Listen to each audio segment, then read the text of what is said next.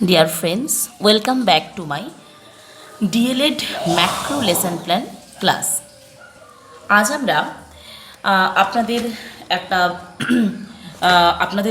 একটা টপিক মানে আপনারা দাঁতের যত্ন নিয়ে আলোচনা করার কথা বলেছেন।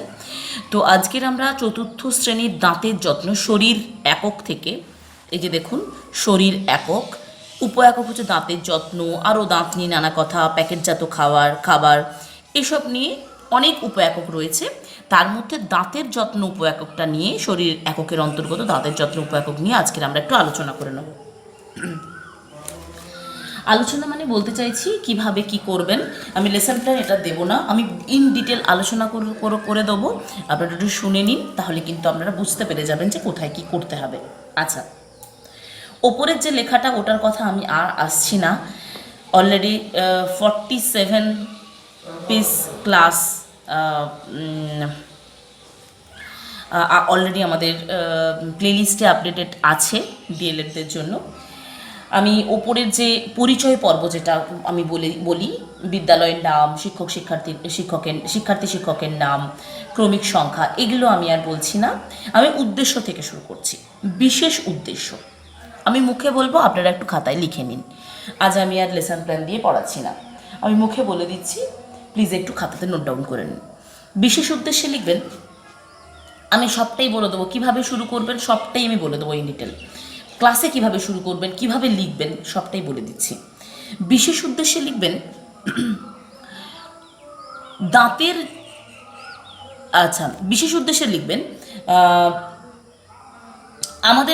আমাদের দাঁত মাজা দরকার কেন সে বিষয়ে জানবে ও বলতে পারবে। হলো, সে বিষয়ে জানতে পারবে ও বলতে পারবে। হলো, দাঁত কখন কিভাবে মাজা দরকার তাও তারা বলতে পারবে। এটা বিশেষ উদ্দেশ্যে হচ্ছে। দাঁতের ফাঁকে খাবার আটকে থাকলে কি কি সমস্যা হতে পারে সে সম্পর্কে তারা জানবে এবং বলতে পারবে।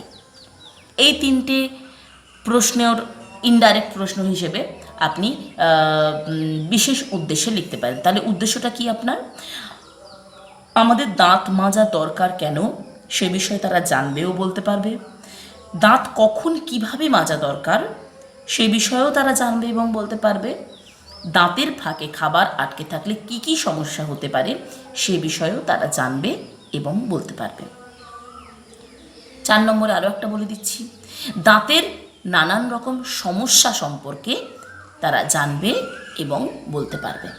হলো, অথবা জানতে পারবে বললেও হবে। দাঁতের নানা রকম সমস্যা সম্পর্কে তারা জানতে পারবে এবং তার সমাধান কি করে হয় সে সম্পর্কে তারা জানবে। হলো, আমি 4টে 5টা বলে দিলাম, আপনারা আপনাদের মতো এবার লিখে নিন। তাহলে 4 নম্বরটা বললাম দাঁতের নানা রকম সমস্যা সম্পর্কে জানতে পারবে। 5এ বললাম দাঁতের নানা রকম সমস্যা সমাধান কিভাবে হতে পারে সে বিষয়েও তারা জানতে পারবে। হলো, বিশেষ উদ্দেশ্য গেল। সাধারণ উদ্দেশ্যে কি লিখবেন? দাঁতের যত্ন, এই দাঁতের বিষয়ে তারা যত্নশীল হবে। কি বললাম? দাঁতের বিষয়ে তারা যত্নশীল হবে। ঠিক আছে। আচ্ছা, দাঁত কিভাবে যত্ন করতে হয় সে বিষয়েও ধারণা লাভ করবে।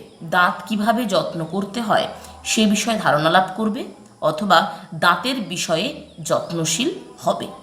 এটা সাধারণ উদ্দেশ্য গেল। দাঁতের বিষয়ে যত্নশীল হবে এবং কিভাবে দাঁত যত্ন করতে হয় সে বিষয়েও তারা জানবে। এটা গেল সাধারণ উদ্দেশ্য, এই দুটো। এবার আসি উপকরণে। যা যা আছে তা তো থাকবেই। বিশেষ উপকরণে, সাধারণ উপকরণে তো বই, চক, ডাস্টার এগুলো তো থাকছে।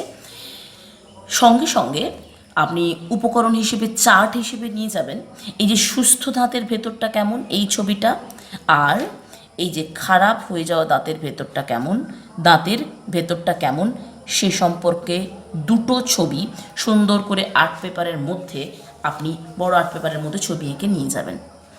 এইটা এবং এইটা দুটো ছবি এঁকে নিয়ে গেলেন। আর একটা, এই যে দেখুন আমি এখানে একটু দেখিয়ে দিচ্ছি আপনাদেরকে, এই যে দাঁতের পুরো অংশটা দেখিয়েছে, দেখেছেন? এই যে মুখের ভেতরে জিহ্বা আছে, হ্যাঁ, এই যে দাঁতের পুরো সারি আছে, এইটা একটু যদি আপনি করে নিয়ে যেতে পারেন মডেল হিসেবে, মানে পিকচার আঁকলেন, পুরো পিকচারটা সুন্দর করে আঁকলেন, আর এই সাদা দাঁতগুলো আপনি ওই মানে পিকচারের ওপরে ওই কি বলবো সুন্দর ময়দা মাখিয়ে যদি আপনি যদি ময়দা মাখিয়ে যদি ওটা সুন্দর করে দাঁত আকারে বসিয়ে নিয়ে যেতে পারেন, সেটা কিন্তু ব্যাপারটা মডেল হিসেবে খুব ভালো হবে। ঠিক আছে, তাহলে এটা কিন্তু মডেল হিসেবে আপনি নিয়ে যেতে পারেন, আর এগুলো হচ্ছে পিকচার চার্ট হিসেবে আপনি নিয়ে যেতে পারেন। হলো মডেল আমি বলে দিলাম, এটা ছবি আঁকবেন, তার উপরে সাদা অংশগুলোকে ময়দা হিসেবে নিয়ে যেতে পারেন, ময়দা হিসেবে করে নিতে পারেন। ময়দার দিয়ে এই জিনিসটাকে 3D মডেলে করলেন, আর এটা ছবি আঁকার ওপরে বসিয়ে নিলেন, ছবি আঁকলেন, তার উপরে ময়দা দিয়ে এই দাঁতের অংশগুলো করে দিলেন, এটা মডেল হলো, আর এগুলো পিকচার চার্ট হলো। তাহলে আমি TLM এর কথাও বলে দিলাম। আচ্ছা, এবার আসছি আয়োজন স্তর। আয়োজন স্তরে যা কমন, যা আপনাদের যা কি বলবো আপনাদের যা ফরম্যাট আছে, সেই ফরম্যাট অনুযায়ী আয়োজন স্তরে বিষয়বস্তুতে আসবে শ্রেণীসজ্জা, দল বিভাজন, পূর্বজ্ঞান যাচাই এবং নতুন পাঠে আগ্রহ সঞ্চার। আচ্ছা, এবার শিক্ষক শিক্ষিকার কাজে কি হবে? যথাসময়ে উপকরণ সহযোগে শ্রেণীকক্ষে প্রবেশ করবে এবং শিক্ষার্থীদের সঙ্গে কুশল বিনিময় করে তাদের দলে ভাগ করে দেবে এবং নামকরণ করবে দলের, এবং আজকের পাঠ সম্পর্কে ধারণা দেওয়ার জন্য তারা কিছু প্রশ্ন শিক্ষক শিক্ষিকা কিছু প্রশ্ন করবেন। কীরকম ধরনের প্রশ্ন করবে? ঢুকেই বলবে যে তোমরা আজকে কি খেয়ে এসেছো? তারা বলবে কিছু খেয়ে এসেছি, সেটা তো বলবেই তারা উত্তরে, শিক্ষার্থীর উত্তরে বলবে, এবং সেটা উত্তরটা আপনারা লিখবেন আপনাদের হিসেবে। কী খেয়ে এসেছো? কেউ বলবে ভাত, সেটা লিখবেন। আচ্ছা, আমরা খাই কিসের সাহায্যে? তারা বলবে দাঁতের সাহায্যে। আচ্ছা, আমরা যে খাই, এই যে খাবারটা চিবাই, খাবারটা যে আমাদের চিবানো হয়, সেই আমরা খাবার চিবাই কিসের সাহায্যে? খাবার চিবানো হয়, তারা বলবে দাঁতের সাহায্যে। বেশ, আজকের আমরা সেই দাঁতের সম্পর্কে জানবো। ঠিক আছে, তা কি বলবেন আপনারা? তোমরা কি খেয়ে এসেছো? তারা বলবে খাবার, খাবারের নাম বলবে। আচ্ছা, তোমরা যে খাবারটা চিবিয়ে খাও, তো এই চিবিয়ে যে খাও, কার সাহায্যে চিবিয়ে খাও? তারা বলবে দাঁতের সাহায্যে। তখন আপনি বলবেন তাহলে আজ আমরা কিভাবে দাঁতের যত্ন নেওয়া যায় সে সম্পর্কে জানবো। এটা গেল আয়োজন স্তরে। উপস্থাপন স্তরে আপনি বিষয়বস্তু দিয়ে দিলেন। শিক্ষক শিক্ষিকার কাজে বিভিন্ন দলে যে ভাগ করেছেন, সেই দলগুলোকে এই ছবি দেখিয়ে প্রশ্ন করবেন যে সুস্থ দাঁতের ভেতরটা দেখো কেমন, খারাপ দাঁতের ভেতরটা কেমন দেখো। তারপরে তাদেরকে বিষয়বস্তু তো পরিচিতি দেওয়ার সাথে সাথে তাদেরকে প্রশ্ন করবেন আমাদের দাঁত মাজা দরকার কেন দরকার? উত্তরে লিখে দেবেন আমাদের দাঁত মাজার দরকার এই কারণে, দেখো এটা সুস্থ দাঁত আর এটা অসুস্থ দাঁত। কেন অসুস্থ হলো? সুস্থ থেকে কেন অসুস্থ হলো? তাহলে নিশ্চয়ই যত্নের অভাব হয়েছে। তাহলে প্রশ্নটা কেমন হবে? আমাদের দাঁত মাজা দরকার কেন? কারণ দাঁত না মাজলে দাঁতে ব্যথা হয়, দাঁতটা এইরকম খারাপ দেখতে হয়ে যায়, এরকম সুন্দর দেখতে থাকে না, এরকম কালো হয়ে খারাপ দেখতে হয়ে যায়। ঠিক আছে, হলো। সেকেন্ড প্রশ্ন কি করবেন? দাঁত কখন কিভাবে মাজা দরকার? উত্তরে বলবে দিনে 2 বার মাজা দরকার, সকালে ঘুম থেকে ওঠার পর, রাতে খাবার খাওয়ার পর ব্রাশ দিয়ে ভালো করে দাঁত মাজা দরকার। সেকেন্ড প্রশ্ন হয়ে গেল। আচ্ছা, দাঁতের ফাঁকে খাবার আটকে থাকলে কী কী সমস্যা হতে পারে? কারণ খাবার আটকে থাকলে, যদি দাঁতের ফাঁকে খাবার আটকে থাকে, তাতে এমন সব জীব বাসা বাঁধে যেগুলো চোখে দেখা যায় না, সেই জীবেরাই দাঁতকে খারাপ করে দেয়। দাঁত বেশি খারাপ হয়ে গেলে সেটিকে তুলে ফেলতে হয়। তাহলে এই 3টে প্রশ্ন আপনি করতে পারেন। দাঁতের ফাঁকে খাবার আটকে থাকলে কী কী সমস্যা হতে পারে, দাঁত কখন কীভাবে মাজা দরকার, আর আমাদের দাঁত মাজা দরকার বা কেন। আপনি কিন্তু ছবি দেখিয়ে দাঁত ভালো অবস্থায় কেমন থাকে, খারাপ অবস্থায় কেমন থাকে, এই বিষয়টা তুলনা করে কিন্তু আপনাকে বলতে হবে। ঠিক আছে, তার সাথে সাথে বিষয়বস্তু আলোচনার সাথে সাথে এই 3-4টে প্রশ্ন আপনি করবেন। আরও করতে পারেন দাঁতের সমস্যা কয়েকটা নাম বলো তো। তারা বলবে দাঁতে ব্যথা, মাড়ি থেকে রক্ত পড়া, মাড়ি ফুলে যাওয়া, দাঁত ক্ষয়ে যাওয়া, ইত্যাদি ইত্যাদি। এইবার বিষয়টা আপনি আলোচনা আরও করে দিতে পারেন, কেন এই দাঁত ব্যথা কেন হচ্ছে, কি করা দরকার, ডাক্তার দেখানো দরকার, ওষুধ লাগানো দরকার, এগুলো কি করা দরকার মধ্যে, কেন এমন হচ্ছে, কারণ দাঁত খারাপ হয়ে গেছে তাই, বা দাঁতের গোড়ায় সংক্রমণ হয়েছে তাই, বা মাড়ি ফুলে যাওয়া মানে মাড়িতে সংক্রমণ হয়েছে। ঠিক আছে, এই বিষয়গুলো সমস্যা সমাধান কিভাবে হবে না, দাঁতের ব্যথা এড়াতে যদি সমস্যা সমাধান না করেন তাহলে কি হতে পারে না দাঁতে ব্যথা হতে পারে, সমস্যা সমাধান না হলে দাঁত তুলতে হতে পারে।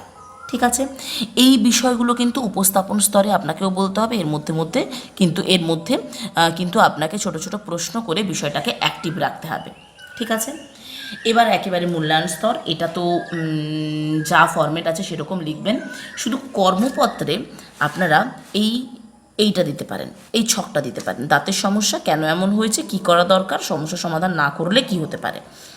দেখুন দাঁতের সমস্যা আছে, কেন এমন হয়েছে না দাঁত খারাপ হয়েছে, তাই কি করা দরকার, ডাক্তার দেখানো দরকার। সমস্যা সমাধান না করলে কি হতে পারে, দাঁতের ব্যথা বাড়তে পারে।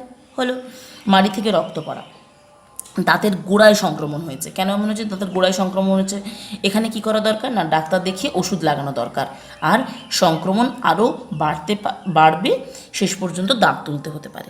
তাহলে এরকম করে এটা তারা মূল্যায়নপত্রে মানে কর্মপত্রে মূল্যায়ন করার সময় যে কর্মপত্র দেবেন সেই কর্মপত্রে কিন্তু এই ছকটা আপনি দিতে পারেন। ঠিক আছে, তাহলে মোটামুটি আমাদের সব ক্ষেত্রেই এই দাঁতের ছবি দেখিয়ে দেখো আমাদের দাঁতগুলো কি সুন্দর সাদা, মানে এই ধরনের সুন্দর দাঁত, সাদা দাঁত, এই দেখো পুরো সাদা, কিন্তু যখন খারাপ হয়ে যায় এরকম হয়, কেন এমন হয় এই বিষয়টা তাদেরকে জানানো। তার জন্য সচেতনতা কী করতে হবে, দাঁত মাজতে হবে দিনে 2 বার, খাবার পরে ভালো করে মুখ জল দিয়ে ধুতে হবে। ঠিক আছে, এবং কী দাঁতের সমস্যা হতে পারে সেই দাঁতের সমস্যাগুলো সম্পর্কে একটু বলে দেওয়া, দাঁতের ব্যথা, মাড়ি থেকে রক্ত পড়া, মাড়ি ফুলে যাওয়া, দাঁত ক্ষয়ে যাওয়া ইত্যাদি ইত্যাদি সমস্যার কথাও কিন্তু তাদেরকে জানাতে হবে। ঠিক আছে, এবং সেই সমস্যা সমাধানগুলো কিভাবে করতে হবে, ডাক্তার দেখিয়ে ওষুধ খেতে হবে ইত্যাদি ইত্যাদি, এই বিষয়গুলো কিন্তু তাদেরকে ধারণা দিতে হবে। ঠিক আছে, তাহলে মোটামুটি আমি চেষ্টা করলাম যে আপনাদের বিষয়বস্তুটা কীভাবে আপনারা প্রেজেন্ট করবেন, সে কিছু প্রশ্ন উত্তর কীভাবে করবেন এগুলো একটু বলে দিলাম আমার তরফ থেকে। এবার আপনি এটার সঙ্গে আপনার যা ধারণা আছে সেটার সঙ্গে মিশিয়ে এটাকে সুন্দর করে একটা লেসন প্ল্যান বানিয়ে নিয়ে আপনি কিন্তু ক্লাসে প্রেজেন্ট করতে পারেন। ঠিক আছে, তাহলে আজকের এই পর্যন্তই থাকছে, পরের কোনো টপিক নিয়ে অবশ্যই আপনাদের কাছে চলে আসবো। ততক্ষণ আপনারা সবাই ভালো থাকুন, সুস্থ থাকুন, আনন্দে থাকুন, সবাইকে আনন্দে রাখুন। টাটা।